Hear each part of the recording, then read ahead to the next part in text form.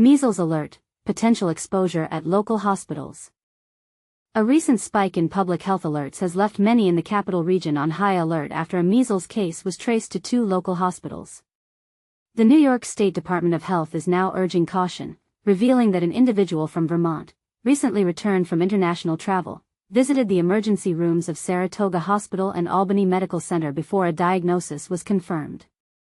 While officials emphasize the risk remains low, this situation has sparked urgent reminders about vaccination and travel precautions.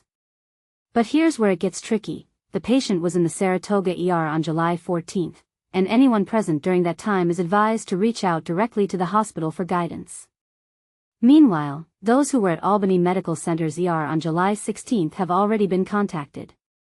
And this is the part most people miss. Measles isn't just a rash and fever. It's a highly contagious respiratory virus that spreads through the air when an infected person coughs or sneezes. The virus can linger in the air for up to 2 hours, and it can survive on surfaces, making it easy to contract by touching contaminated objects and then your face. The DOH is stressing the importance of the MMR vaccine, which protects against measles, mumps, and rubella. For travelers, the state issued a clear advisory on April 2. Get vaccinated at least 2 weeks before your trip. But here's a controversial twist. What if you're already planning a trip and didn't account for that window? Should the advisory be more aggressive in warning people earlier? The DOH also notes that if you're unsure about your vaccination history, now's the time to check with your healthcare provider. After all, measles outbreaks often highlight gaps in community immunity, and vaccine hesitancy remains a hot topic. Are you confident in your own immunization status? If not, what steps will you take? Share your thoughts below, because this isn't just about one hospital visit, it's about protecting the entire community. NYSDOH issues measles exposure warning for 2 capital region hospitals. Imagine visiting a hospital only to find out later that you might have been exposed to measles. This is exactly what happened at 2 hospitals in New York's capital region, sparking concerns and preventive actions. The New York State Department of Health, NYSDOH, has issued a warning for individuals who visited the emergency departments of Saratoga Hospital on July 14 and Albany Medical Center on July 16, indicating a low but notable risk of measles exposure. But here's where it gets controversial. Despite the low risk, the implications of exposure can be significant. Measles, a highly contagious virus, can spread through air and by direct contact, making even a low risk of exposure a serious public health concern. The source of this potential exposure was a Vermont resident who had recently returned from international travel and sought treatment at both facilities. It was later confirmed that the individual was infected with measles. In response, Albany Medical Center took swift action to minimize risk. Dr. Jason Mazox, the executive vice president and hospital general director, stated, "The patient arrived masked and was immediately isolated. We notified the Department of Health as required and are closely monitoring the situation." This proactive approach highlights the critical role of immediate response in infection control. Meanwhile, Dr. James McDonald, the state health commissioner, reminded New Yorkers about the importance of vaccination. Measles remains a public health threat, particularly related to international travel. It's crucial. Measles alert, possible exposure at 2 New York hospitals.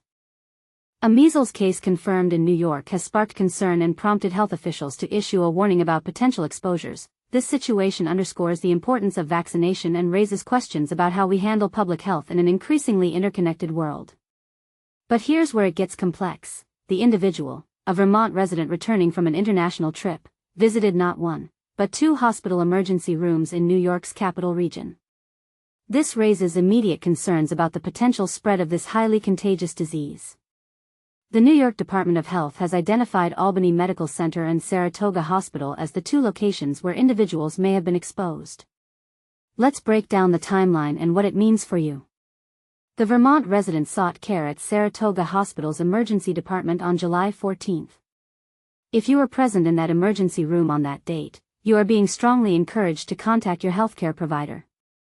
This doesn't necessarily mean you've contracted measles, but it's crucial to seek professional medical advice given the potential risk.